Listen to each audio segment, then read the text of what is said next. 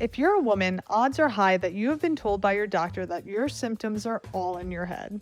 As a doctor of Chinese medicine, I'm here to tell you that that's absolute nonsense. So, just because Western medicine can't quantify the dynamic rhythms of your hormones doesn't mean that nothing real is going on in your body. So, that's why I started Rooted in Rhythm. It's going to be a 5-week live course on women's health and Chinese medicine. Weekly 1-hour lectures, live Q&As, and real answers. So the goal is to help you learn to listen to your body, listen to what your cycle is trying to tell you so that you can radically transform your health and support your hormones naturally. Check out the link, it's in the show notes. I can't wait to see you there. All right, everybody, I am super excited today to have our guest, Marcus Eriksen. He is one of the leaders in research on plastics, microplastics, and their impact on the environment and our health, and how we can reduce this incredibly complicated and multifaceted issue in our society. Marcus, it's such a joy to have you here. Thank you so much for joining me. My pleasure to be here. Awesome. So this is one of those topics where I feel like it's one of those things that everybody knows is an issue and is a significant issue, but it's so overwhelming that I feel like a lot of people sort of turn their heads to it. I'm curious how you got into researching plastics and what really drew you to this topic. So I grew up in Louisiana at the very end of the Mississippi River, and my hometown was at the bottom of what they call Cancer Alley. Between Baton Rouge and New Orleans, there is more industry there than the rest of the river combined. There are just chemical refineries and oil refineries and docking stations everywhere. So I could see growing up, this flood of just ships carrying chemicals going back and forth. And it wasn't until I finished high school and I joined the Marines, and I wound up in the Persian Gulf War. Some of your readers may remember seeing burning oil wells in Kuwait. That was 1991, and I was in the Marines. I was there. And so I saw kind of the economic true cost of petrochemicals and in a resource war I participated in. But I made a promise to myself in the Gulf War that I would raft the Mississippi River when I got home. Have my own Tom Sawyer Huckleberry Finn adventure. So I did that. In 2003, I spent 5 months going from the top from Minnesota all the way to Venice, Louisiana. And what I saw was an endless trail of plastic pollution. I could look left or right at any time in the bank of the river and see styrofoam cups and plastic bottles and all kinds of just junk. And people's remodeling projects, broken bathtubs and toilets and roofing tiles. It was as if the river was the nation's sewer. Then when I got to Baton Rouge, right there in Cancer Alley, I remember looking on the horizon, and I'm on a raft. I'm really low to the water, and seeing this fuzzy mirage. Like when you look across when you're pumping fuel in your car, you see a mirage, the light gets bent. I saw that, and there was a big container that was unloading benzene. Within 30 seconds, I had one of the worst migraines ever. So when I got back home to New Orleans, and then back to my home in California where I was living, I was like, okay, plastic pollution, this river that I now love is full of plastic trash and all this chemistry that goes with it. And it's all heading out to sea. That's when I met Captain Charles Moore in Long Beach, California, the man that discovered the Great Pacific Garbage Patch. And I met him. I said, look, I want to see this garbage patch. So I drove to his house, and I had my Mississippi raft in tow. And that raft was actually floating on 232 2-liter pop bottles, plastic bottles. So he laughed. He laughed like crazy. He was like, what on earth is that? Within 3 weeks, I had a job. I ran their research and education department. 2005, went out to the garbage patch for the first time. 2008, went for a second time, but this time with Anna Cummins, who we actually got engaged in the garbage patch. I found some I found some rope, some fishing line floating in the middle of the ocean halfway between Hawaii and California, made a little ring, and I found Anna sleeping on deck, and I crawled up to her and proposed. She said yes, and we soon began the Gyres Institute because we recognized that this issue was really picking up steam fast. And there are more garbage patches around the world, but there was no data on them. There was no science on how much trash is out there, where it is, how much, and the impact. So we began the Gyres Institute to answer those questions initially, and it's been a wild ride since. It seems like quite a wild ride. Your book, Junk Raft, is phenomenal. You do a great job of telling the stories of some of the adventures and expeditions that you've been on, which I know you've been on, what, about 20 now? Yeah, about Um, more or less. and you've learned and created a bunch of research studies on all of the work that you've learned and all of the terrifying things that you have found out at sea. I'd love to hear a little bit about that first sort of epic adventure that you drifted from. What was it, from Hawaii, Home, California to Hawaii? yes. What a In slow homemade raft. Well, motion. Anna and I were on the ocean on a research vessel with Captain Charles Moore in 2008. I knew she was the one. I proposed, like I described. Then I said, which you probably shouldn't say when you propose, I said, but I have this thing I want to do with you, and that was to build this raft. So I thought because I'd spent time on the Mississippi River on a plastic bottle raft, I knew everything about rafts. So I built this ocean raft with Anna and another friend, Joel Pascal, one of the best sailors I ever met. The three of us worked together. Joel and I would be the sailors. Anna was a smart one. She was mission control on land, doing weather reports. I was on a satellite phone calling her almost every day. But we built this crazy epic boat.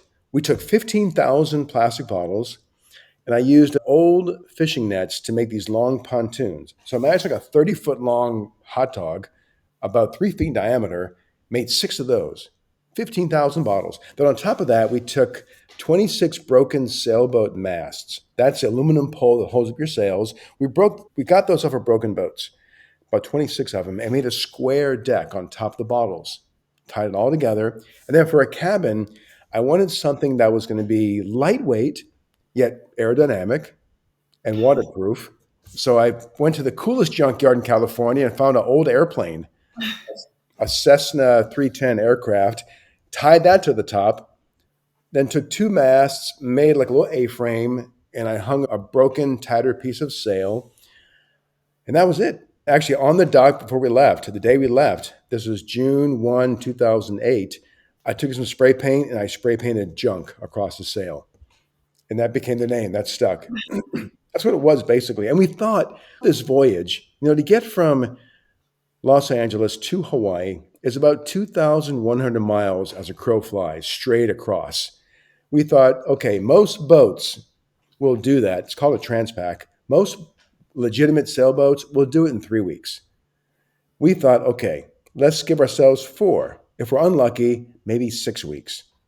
And if we're really bad off, we'll provision with 2 months worth of food. So 2 months into our voyage, we were dragged 60 miles offshore and let go. 2 months in, we're only halfway across.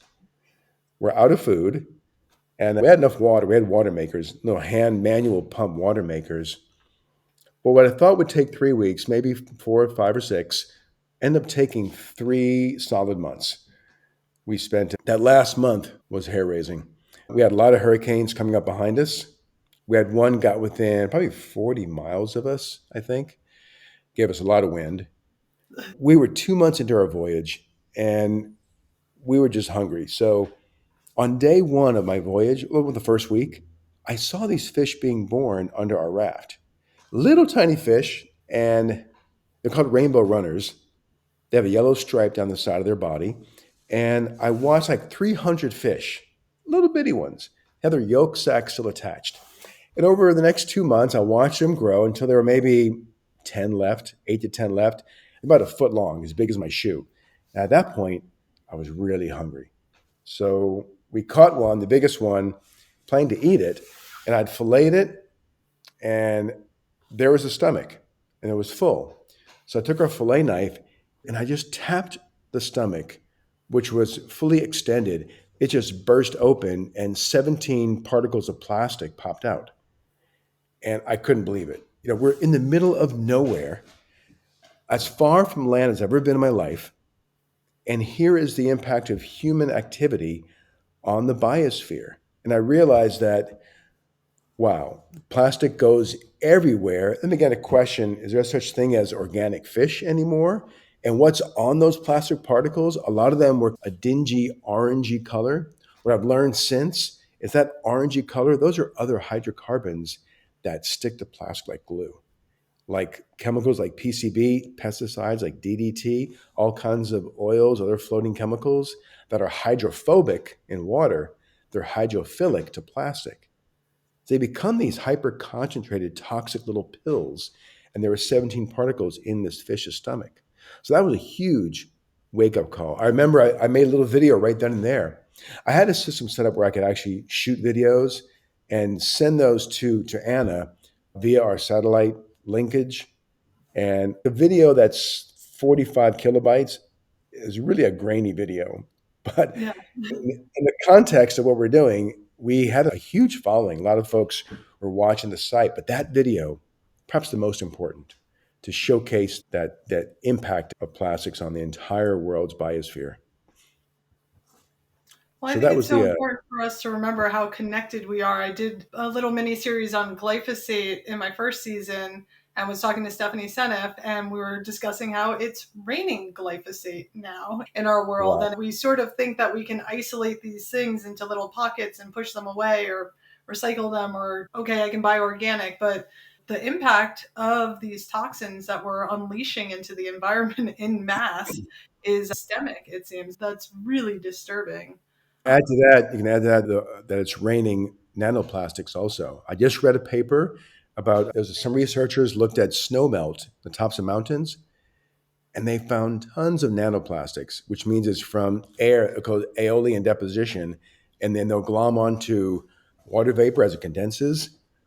So our rain has glycophosphate and nanoplastics. So terrifying. Yeah. Let's take it back and break down what microplastics and nanoplastics are, because I know there was a research study that made some big waves recently about how microplastics, I believe, were found in men's testicles, and I am pretty terrified at the impacts in terms of our reproductive health from these, as well as health in many different facets. But let's start from the beginning in terms of, like, what is a microplastic and what's a differentiation from a nanoplastic, and how do we sort of get these toxins in the environment in mass in the way that we have? So microplastics and nanoplastics are just smaller plastic items that typically come from the breakdown of big things into small things. Like, for example, your typical plastic bag at the grocery store, let it sit like on your rooftop for a summer. Try and pick it up, it'll just fragment into small pieces. That's from ultraviolet light breaking it down. There's also mechanical degradation where, like on a beach, a plastic beach toy, with the waves crashing back and forth, it'll begin to abrade into smaller particles. And then wildlife will tear it apart. I did one study looking at how triggerfish, will reduce a floating bag or a bottle into thousands of small bits as they nibble at it, trying to get at the biofilm, whatever is growing on the surface. So microplastics come from the degradation of larger plastics. That's called secondary microplastics. Primary are designed microplastics. For example, I'm sure you've heard of microbeads, little small beads in facial washes. So, as our research, we published a study back in 2013 identifying microbeads in the Great Lakes, the first evidence of microbeads. And that began a huge campaign, which I can talk about later, how science informs policy.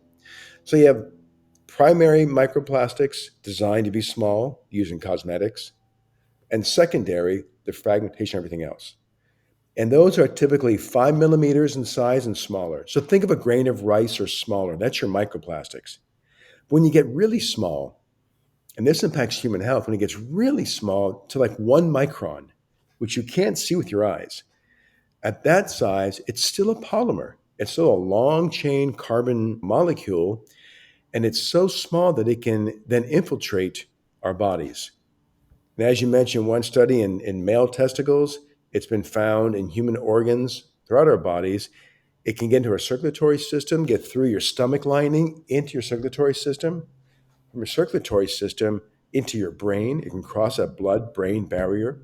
But also, expecting mothers, it can get from the bloodstream into the fetus, into the placenta, and into the child, which for me is extremely alarming. You and I both have children.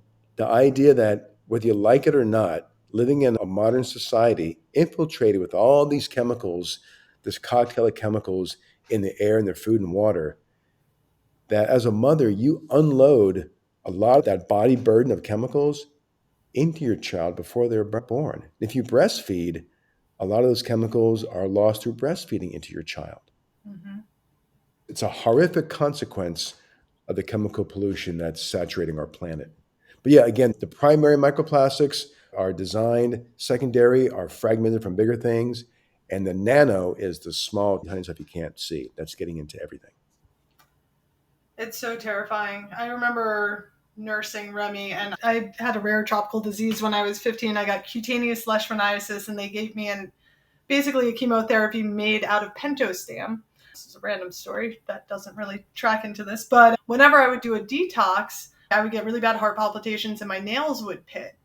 And so I'd get these little, like, sort of holes in my nails. And I remember nursing Remy, and this is 15 years later, and my nails were pitting and I was getting sort of heart palpitations again because pentostam, the drug, was so toxic to the heart. And I remember telling the doctors, I'm detoxing this medication into my son. This is really dangerous, I swear. And they were like, you're crazy. There's no way. And it's like, Yeah. how we do not understand how we are interconnected and how the toxins that we take in, as particularly as mothers, but also as fathers, that dramatically impacts sperm quality, which, as we know, is going down dramatically. Shayna Swan has done some incredible work in terms of looking at the degradation of sperm counts and sperm quality. So it's all just such a terrifying interplay. But we will get to some of the solutions because I know you're working on a lot of Yes. policy and working on that.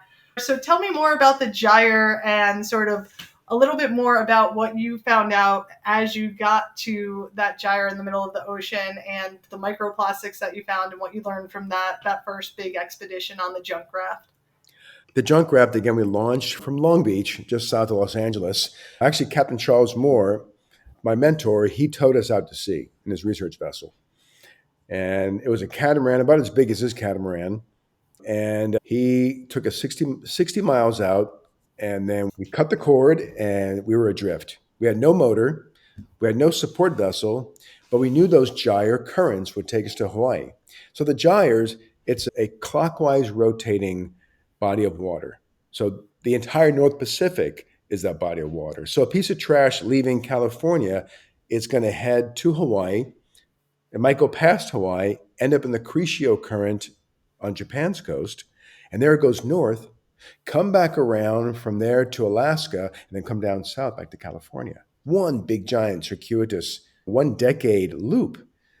Any plastic item is not going to stay whole for that entire journey. It'll just fragment, like I mentioned, the fragmentation, mechanical, chemical, and UV degradation.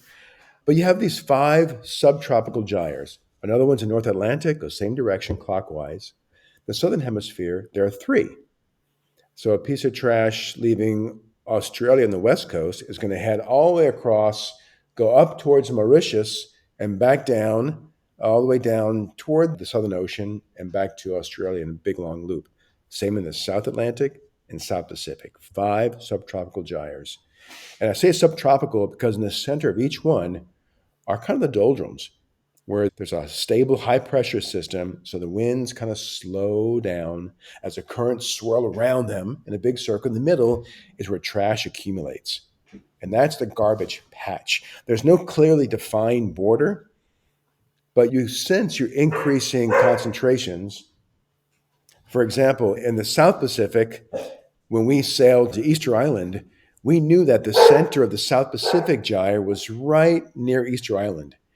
Our models, our computer models told us that, but we used our data, dipping our nets in the ocean to sample the sea surface, and our data did a good job to corroborate the model predictions.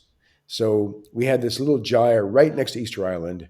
The biggest one in the world, though, is the North Pacific. It's about 1/3 of the world's ocean trash is in the North Pacific, off the coast of California. Hawaii is right in the middle of it. And it's being fed from Southeast Asia, from North America, Central America, and the islands in between are all feeding this gyre. It's mostly fishing gear, but it's all fragmenting. I can't tell you how many fishing nets I've grabbed out of the ocean that crumble in my hands into microplastic fragments, little bits of fibers. So on our Junk Raft voyage, we did that voyage. The intention of our first voyage being this crazy adventure was to bring attention to the issue and our new organization. Understanding how marketing works, it's a pretty good marketing ploy to do a big adventure like that for 3 months. And it worked. 1 million people came to our website the day we arrived in Hawaii. And then we announced our first research expedition. We went across the North Atlantic to uncharted territory in terms of ocean plastic research, then did the South Atlantic with 3 crossings, then came around the Cape, then to the South Pacific, onward to Easter Island, then back up to Hawaii. By then, the Japan tsunami had come through in 2011. So 2012, we sailed to Tokyo and passed through the subsurface debris field for the tsunami and found tons of debris there. Then did the Indian Ocean a couple times and the Bay of Bengal. We did the Arctic, Antarctic, kind of been around the world. But everywhere we go, I can tell you, any place we go, we almost always find microplastics in our nets. Maybe twice in thousands of samples have we found no evidence. And when I say sampling, we have a net called the manta trawl. Imagine like a flat suitcase that has maybe 15 centimeters by 60 centimeters as the mouth. And the net behind it has holes smaller than the holes in your t-shirt. So it's capturing everything.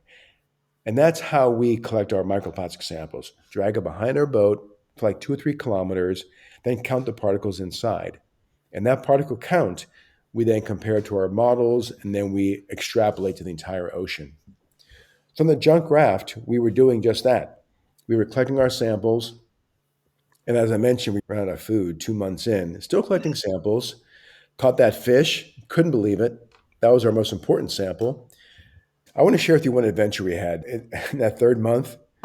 What really saved us, despite all problems of plastic pollution, I can talk problems all day long, but it doesn't get us anywhere. But I want to share what we experienced our 3rd month, a collaboration, a friendship that's now lasted decades, was another adventurer. Her name is Roz Savage. And I knew that she was going to, amazing human being, she was going to row a boat, a canoe, from San Francisco to Hawaii, the same time we were doing our Junk Raft. So I was going to go visit her in San Francisco and say hello and meet, but I had no time. So I called her and said, Raj, best of luck. I know you're leaving a week after us. We'll see you in Hawaii. We'll see you there in a month or a month and a half or so. 2 months into our voyage, I'm talking with Ann on the phone, a satellite phone. And she says, you know that woman, Roz Savage? She's 200 miles from you. I was like, no way. We're so late. We're halfway across and she's here. And she said, well, you kind of have to change directions and go toward her because she's out of water. And I said, really? My first question was, does she have any food? Because I'm totally out of food. She's out of water. Like, can we trade? Exactly. It was the craziest thing. It took us 6 days to find each other. I changed course a little bit. She changed course. And we had agreed. Actually, I had to call her mom in London to get her satellite phone number. And then I said, hey, Roz, where are you? Let's talk every day at 6 a.m. and 6 p.m. and adjust. And we found each other. And I remember seeing this little silver bullet of a canoe on the horizon, really high-tech canoe, a rowing canoe. And here's our big pile of trash, our big junk raft. And we tied up a rope. The first thing she did, she threw 3 bags of food over to us. We had made 2 5-gallon buckets full of water for her. And we had a 2-hour dinner party. We speared 1 mahi-mahi, and Joel cooked it up. She sat in our captain's chair. She's like the Queen of England. She's British. We're like serving her fish. Man, would you like some more? And then 2 hours later, she was like, okay, I got to go. It's like, all right, Roz, we'll see you in Hawaii. And 3 weeks later, we had a huge festival together, and we've stayed good friends ever since. Basically traded water for food in the middle of nowhere. So That's incredible. there are many silver linings to these adventures, but Roz has gone on to canoe around the world, raising awareness on all kinds of ocean conservation issues. Yeah, so that's one of the good stories that came out of this. That's truly miraculous that you guys were able to navigate to each other in a canoe and in a raft with absolutely no motor of any sort whatsoever. It was pretty wild. She actually, it's interesting that we almost didn't meet because the wind died and our raft wouldn't go. So she had to row backwards toward us 2 miles. And for her, psychologically, because she had crossed the Atlantic the year before, and it was always go west. Now in the Pacific, it was all just west, west. Now she's like, go east? I can't do it. But for water, I can't do it. But But she, for water, but she did but it. I'm gonna die if I don't get water. Yeah. So she said she almost figured she would just drink salt water or drink her ballast water. Yeah, He's like, no, I can't do it. I got to survive. So yeah. she's an amazing It's human being. it's amazing, as you say. There's so many daunting things about looking at the challenges that we have in our society right now and trying to change that tide. But at the same time, there are so many miraculous people and programs and organizations that are really doing so much incredible work that it's so inspirational and sort of feeds the fire of like, okay, maybe if we actually do our little bit and if we work together, there could be some hope. This might be a somewhat obvious question in some ways, but I'm curious what you think the main impacts of these plastics and microplastics on the environment, and particularly the oceans and the waters of our society are, and how are you guys addressing that with the work that you're doing with the Gyres Institute? Well, in terms of impacts, there are a lot of impacts. There's a long list of impacts, everything from ingestion and entanglement. Like we find a lot of marine mammals and sea turtles and seabirds get entangled in fishing gear all the time. So that's the entanglement side. The ingestion side, we see that, for example, Laysan albatross. It's kind of how I got started actually more than 25 years ago. I went to Midway Atoll and I saw thousands of birds that were regurgitating plastic trash and lots of dead birds with a pile of trash inside their chest cavity. And we now know that when animals ingest plastics, they can be sharp, they can be pointy, they can create lacerations and all kinds of other issues inside their bodies and their stomachs. I actually, even though we do a lot of ocean research, I did a terrestrial project where we found plastic bags in camels in Dubai. And I was I was holding it yesterday, this 40-pound mass, about 2,000 plastic bags in a big tangled ball as big as a suitcase in this camel's stomach. And the amount of lacerations and ulcers and the suffering and the septic environment of bacteria in the folds of plastics, it's a horrific way for these camels to die. So, what we're doing about it, first, we do published research studies. We published probably 30 papers so far, and we look for studies, unlike many academics who publish or perish, they want to publish as much as they can to show that they're doing work as researchers. We try to publish what's going to drive impact. So, the study of plastics in camels, we published a study, and we're pleased that a year and a half later, Dubai banned plastic bags. We discovered microbeads in the Great Lakes. These are little small plastic beads, perfect little spheres as big as a grain of sand, multicolored, and went to a local pharmacy and found that a lot of commercial face scrubs you put in your face, and they would even say these exfoliating microbeads on the label, and they go right down the drain, right into our aquatic environment. And we found tons of them in the Great Lakes. We published the paper and a huge coalition formed. We had like at least 50 organizations. We got Tulane Law School in New Orleans agreed to dedicate a quarterly journal to microbeads and microplastics. So we published that. They included sample legislation for microbeads. Well, two US senators took that sample legislation and through their efforts got it to President Obama's desk. And in 2015, he signed the Microbead Free Waters Act. We went from science to a federal solution in about 2 years. And it was the strength of a coalition that did it. We had artists producing videos, and there was music, there was all kinds of fun, creative media being produced. We were sharing media. We had policymakers on board. It was a powerful campaign. But still, industry fought us. I couldn't believe industry would fight something as simple as getting microbeads out of facial washes. We were saying, just stop putting plastic in the product. Go for like, use sand or sugar scrub or like broken apricot shells. There are companies already doing that. We told these companies, Johnson Johnson, others, just switch, and they wouldn't do it. We had to fight him on the policy sort of platform, but we won, and that worked. But it's still an uphill battle trying to take our research and have it translate into policy. Currently, we can talk a bit more, if you like, about biomaterials and this UN treaty. It's constantly happening. We call it constant pressure over time.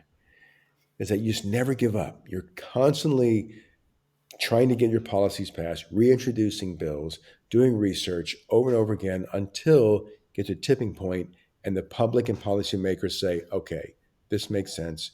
Now we move. But it just takes time. Well, and it also has to be an effort, a worldwide effort, because if it's done here, that's one thing, but there are many other places in the world who are using a tremendous amount of plastic with abandon. I studied in China and I've lived in South America at different points, and there's a lot of styrofoam, there's a lot of plastic, and there's a lot of that being used here for everything, especially with the Amazon world that we live in. We can just press a button and something's to you within 24 hours and packed in a box in a styrofoam thing, and then there's the plastic container, and whatever you're buying is most likely plastic. So it's a fun uphill battle. But no, I would love to hear more about the UN initiative that's going on and what's coming up this, I think you said next month? Yes, it's an international negotiation conference. There will be 5. The 5th one happens next month in Busan, Korea. So the treaty, maybe 2 years ago, the world decided, let's have a treaty. Huge, monumental effort to get to that point. But then the devil's in the details. These negotiation sessions, there are only going to be 5, are to wordsmith the treaty. And the last one I went to in Ottawa, Canada, INC4, oh my goodness, there was about 4,000 people converged in Ottawa. And in this big conference room, I sat there on day one. The UN Secretariat stands up and says, okay, bring this meeting to order. 4,000 people. And then very quickly, countries start raising their hands to talk. And one country stood up, I think it was Russia, and they began for the next 5-10 minutes just pontificate about blah, blah, blah. And I watched the Secretariat say, okay, nothing constructive to say. You need to sit down. And I was like, wow, it's so high schoolish. And then little cliques form. So you get these coalitions. There are about 6 coalitions that form. And on the opposite ends of the spectrum, there's the High Ambition Coalition, which is most of the EU and other countries. There are 66 countries that have a high ambition. And that is, they want a strong treaty, one that is legally binding. It's a huge thing, not voluntary, legally binding. It's got to focus upstream. Like, how do we change packaging and the chemistry and the products that they fit into a circular economy or include systems of reuse and refill so it make waste in the first place? Work upstream at the point of production and manufacture. The other side of the spectrum are the like-minded countries. There are a few of them, Russia, China, Saudi Arabia, other oil-producing countries that really want no treaty. They want to delay and derail. They'll pontificate whenever the negotiations come together. They're the ones trying to waste time and try and derail the process. They want it to be a voluntary treaty. They don't want it to be legally binding. They want hands off. They want to focus on downstream efforts, like they want to focus on recycling and cleanup. They don't touch production. They want it on the other end. The High Ambition Coalition wants production caps. Let's stop making so much.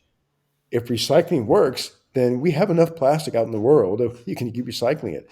We have plenty of it. I know. And the downstream folks, the like-minded countries, they don't want it legally binding. They don't want production caps. And we understand that that's what their selfish interest is. So now we're going into INC5. And I'm sure that we're going to see the same thing I saw at INC4, and that is thousands of delegates, different coalitions, and we're going to see those delay and derail tactics. So I think going into INC5, one role that I've taken, and that is to work with a group called the Scientist Coalition. So when I say it's high schoolish, you have the high ambition, the like-minded groups. Then you have even more lobbyists than there are countries represented. Like over 200 lobbyists converge when there are less than 160 nations present. And then we have the Scientist Coalition. And this I'm very proud of to be a part of it. Started by colleagues of mine in Europe. We have over 450 scientists that formed a coalition. And our goal is to give delegates the best information. And if we see someone trying to delay or derail or spread misinformation and lies, we come in and say, okay, this is wrong. We'll address the country on the side, and then we'll answer any questions other countries might have about what the facts truly are. So, this coalition, amazing human beings, are providing a great service to the UN treaty making process. Actually getting down to the science and how these things are impacting us at large is so important. What are some of the solutions that you see for this issue? Like, does recycling actually work? Is that something that you think is a strategy? I feel like often in our society we look for an answer and we're just trying to solve one problem, but we don't look at the long-term impacts of what that solution is doing. We don't look at the downstream effects. So I'm curious what you and the research that you've done, how you feel about how we might be able to move forward in a more positive way. That's a good question. So, when I think of solutions, the one that's been sort of shoved down our throat is recycling. Ever since the 1970s, back in the 70s, with the environmental movement that was happening nationwide, industries that make fossil fuels and the chemicals from fossil fuels stepped it up and said, you know what? The world's got to focus on recycling. Let's take the responsibility off our shoulders and put it on the consumer. And they spent hundreds of millions in campaign ads to say, you must recycle. There's a campaign called Give a Hoot, Don't Pollute. There's one called The Crying Indian. There were all these slogans, and they were actually produced by a group called Keep America Beautiful, which was founded by Anheuser-Busch, Coke and Pepsi, and Philip Morris. I mean, seriously. So it's the same strategy of the anti-smoking campaign. I was doing this recycling communications, and that stuck with us. If you think about recycling today, of all the plastics made in the United States, less than 9% actually makes its way back to recycle centers. It's been a dismal failure. Recycling works great for paper and metals and glass, but for plastics, maybe PET bottles, your PET soda bottles, it works for that. Everything else, it goes to landfill, or you as a taxpayer, you got to heavily subsidize any kind of recycling effort. So I don't put a lot of effort, I don't put a lot of my time into recycling. I don't even talk about it. I want Yeah. to see other things. Like you said, thinking long term, thinking big picture, long term solutions, transforming society to a zero waste culture where the materials and the chemistry are not going to linger forever. It's just the way we need to go. And I have met so many innovative scientists coming up with new materials, innovative companies, entrepreneurs creating take back systems and reuse and refill stations. There are remanufacture businesses starting up. There are ways to keep all these products, when they're made very well from the start, keep them in circulation and make it a business. I do get that the business philosophy of planned obsolescence is very profitable, where you make something, you design it to break in a few years, you design to be unfashionable in a few months. That creates a profit feedback loop where then the customer has to buy another one, throw that one away, buy another one. Oh, and just recycle it, it's going to work. So the public doesn't really know any better. But now that the public is aware of it, these other options, these other business models, reuse and refill is what I talk about all the time. They need to happen. But to compete, for new materials to compete, they need to have the status quo operate in a level playing field. And that takes policy. I'll give the example of biomaterials. There are new chemistry on the horizon that can make things that look and feel and act like plastics out of natural materials, whether it be plant materials like PLA, They can Yeah. use hemp for it, right? Weren't they making some sort of faux plastic out of hemp recently? Oh, yes. You can take hemp, you can take sugarcane fiber, even corn stalks, and make PLA. You can also use some of those to make PHA, a different molecule that looks and feels like plastics, but is actually truly biodegradable in some environments. So we did a study a few years back. We took 22 of these new products made from new materials, and we put them in 6 environments, in a marine setting and a land setting in Maine, in Florida, and California. 6 sites over a year and a half. And we documented with photos how they looked over time. And we found that some of these PHA products completely disappeared in most environments over a year. So there's so much room for these biomaterials to enter the market and kind of compete and replace a lot of conventional fossil fuel based plastics. But to give them market share, a chance, a fighting chance, you need to level the playing field. That's where policy comes in. Because, see, plastics, conventional fossil fuel based plastics, are so cheap because the last 50 years, the true cost that of those materials, the true cost to collect it from the environment, to clean up pollution, and the cost of human health, all those costs are borne by the consumer, either your body burden and health costs, or cleanup costs, environmental costs. The folks that make plastics, they don't pay for any of that. Those negative externalities are pawned off on the public. The positive side, they keep profit in their pockets. The negative side, we pay for. That's why your conventional plastics, fossil fuel based plastics, are artificially cheap. A company that absorbs those costs by making a truly biodegradable material or a refill and reuse station, they absorb those externalities. They're a little more expensive. So I advocate for any policies that level the playing field. Force those companies to absorb those true costs. Well, and that's the challenge with our society and with businesses is right at the end of the day, most businesses are just focused on the bottom line, and some of the corporations have to focus on the bottom line. I know as a business owner, I might have a small business, but I always refuse to compromise. And even when it comes to the hemp that we use in my products, I make sure that it's biodynamically grown because hemp can actually help support leaching toxins from the environment, which can be really good, but it can also support topsoil rehabilitation. So I always feel like there's a business model in which you can make money. I haven't learned how to make money yet, but where you can make money Getting there. and you can actually do right by the consumer and by the environment. But unless you incentivize it and make it really truly an option for some of these bigger corporations, they're just not going to choose that. I just saw a great film about textile sustainability and hemp. The focus was on hemp textiles and how beautiful, how natural dyes. Sorry, it was an amazing documentary about sustainable textiles with hemp being the focus and how natural dyes can get some of the chemicals out of these textiles. And we talked about the author of this documentary has his own company making hemp underwear and t-shirts. And he said your typical t-shirt that's made from polyester or polypropylene, they have remained in the $7 range for the last few decades.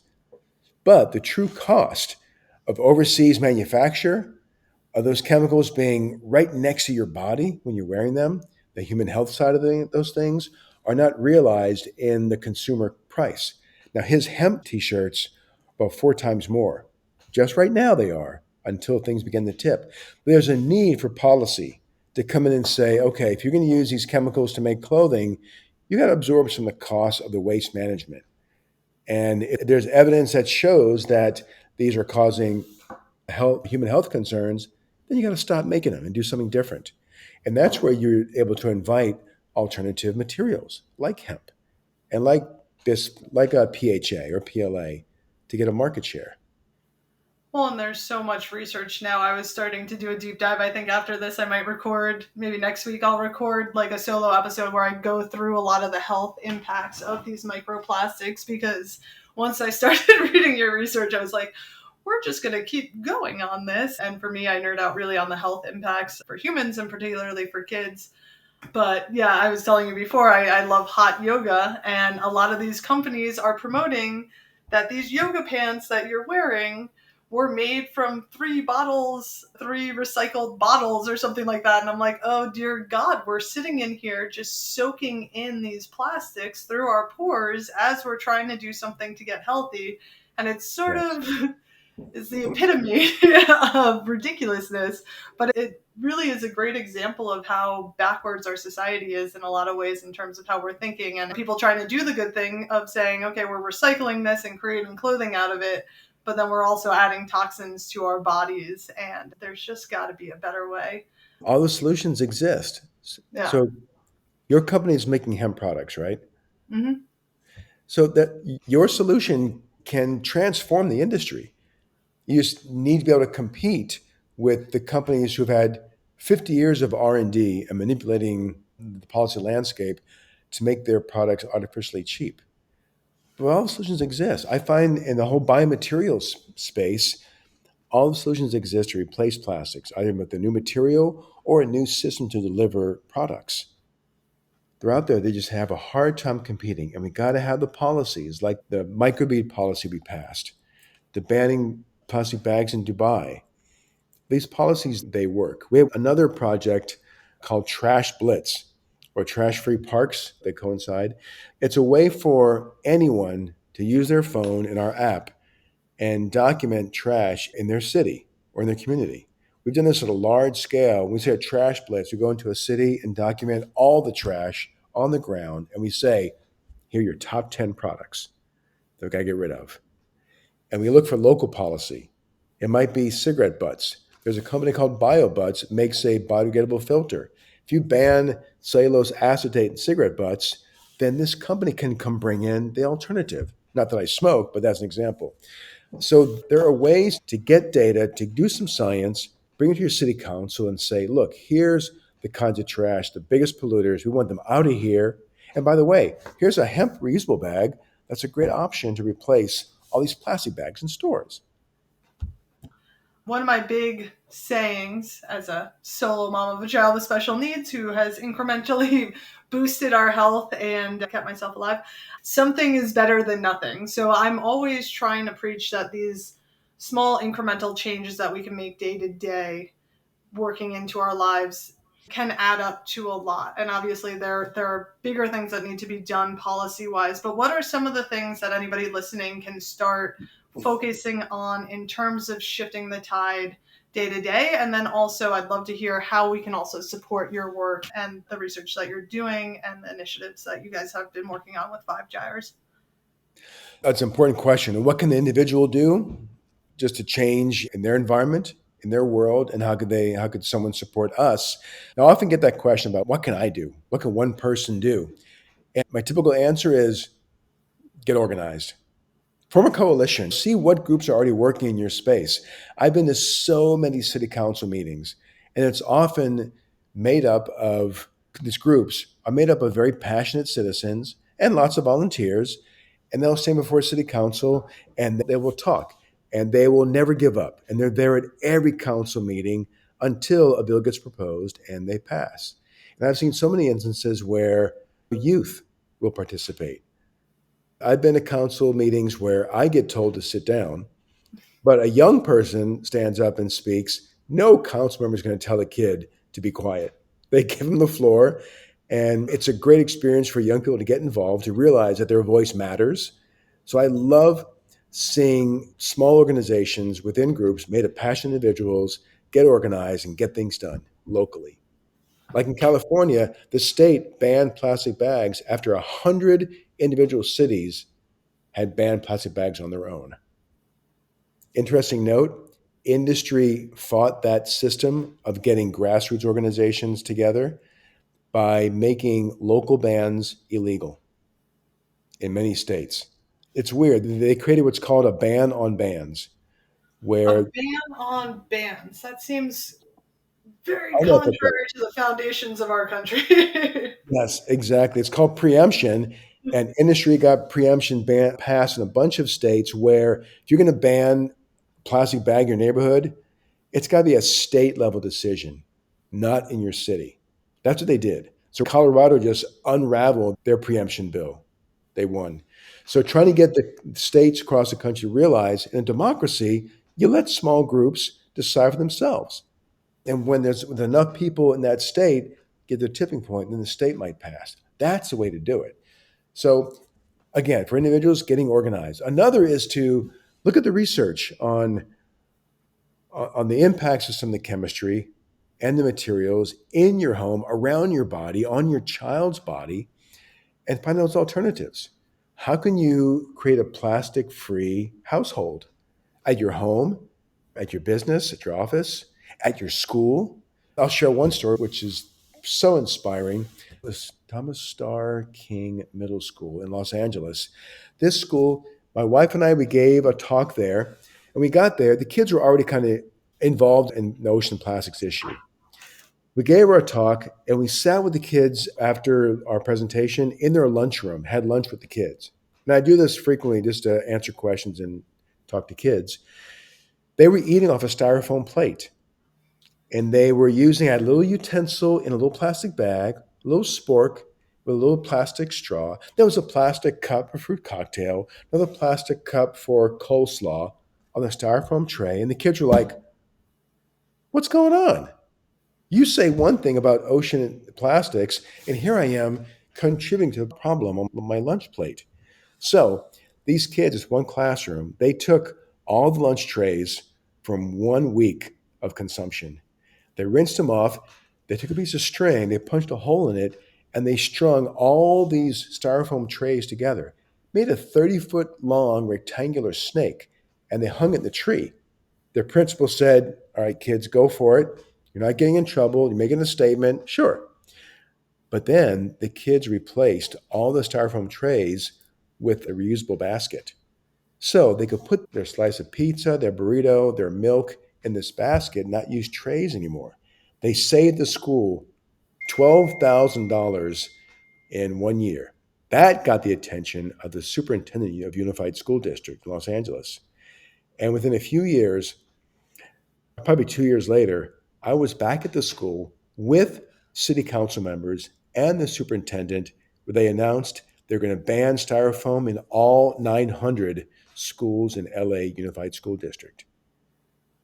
They That's won. And it that's was kids. It was a bunch of kids and their teacher that said, we're gonna act.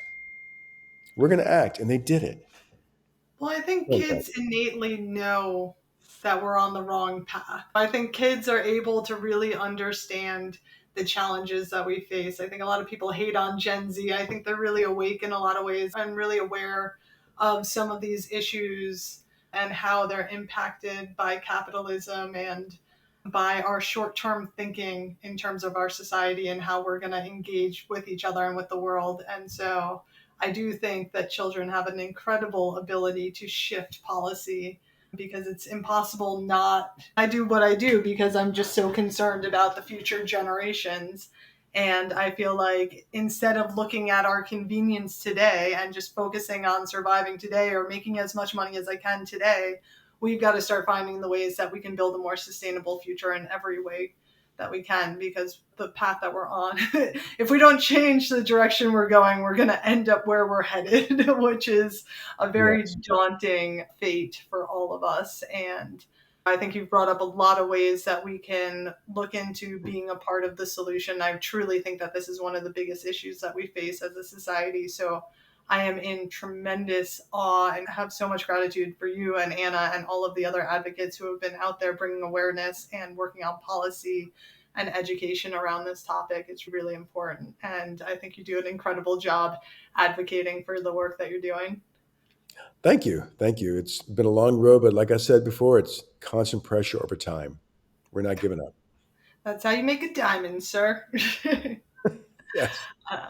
All right. Well, I'm going to cut it for now, but please, anything I can do if you ever want to come back after this next meeting, or if Anna wants to come on and do a podcast, this is a topic that I plan on continuing to learn more about myself and getting more involved. Okay. Luckily, I live in Boulder, Colorado, so there are lots Oh, of nice. resources for me to jump into. It's something that I'm learning more and more about, and I think it's essential that we all do our part. So Thank you again.